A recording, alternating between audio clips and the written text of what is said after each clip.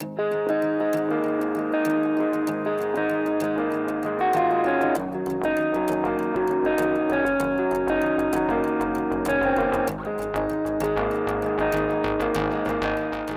bonjour, je m'appelle Jean Mativet, je suis un artisan qui travaille la corne de vache à Bélesta, dans le pays d'Olme.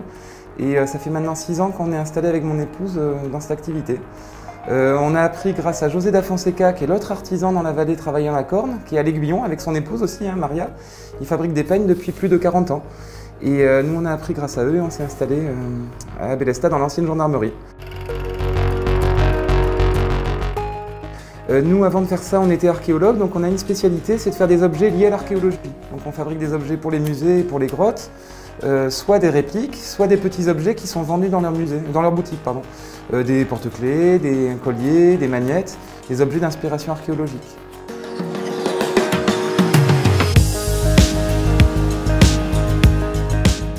Ça, c'est inspiré d'un petit objet de Nio pour leur boutique.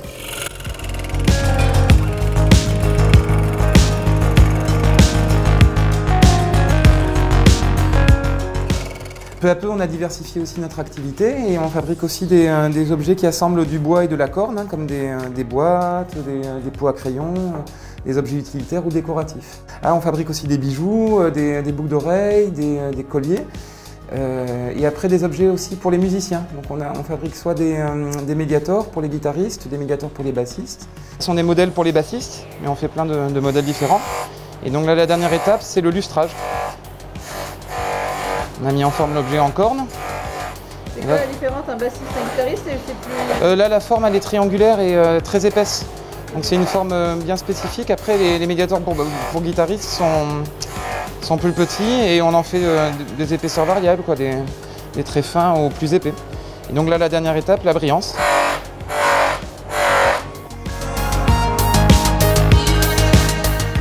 On utilise la corne de vache, de bœuf et de taureau. On utilise différentes races bovines. On va utiliser des races locales, notamment la Gasconne. Vous voyez là, j'en ai dans les mains une corne de Gasconne. Elle a de très belles couleurs. Elle est limitée dans la taille, mais elle offre des marbrés qui permettent de faire des très belles pièces, comme des boîtes ou d'autres objets. Après, pour les autres cornes, on va utiliser la blonde d'Aquitaine, la salaire, l'aubrac. Et pour les plus grands volumes que vous avez ici avec les pots à crayon, ce sont des cornes, vous voyez, d'une plus grande amplitude et qu'on importe d'Argentine et d'Uruguay et qui nous offrent du coup beaucoup de volume.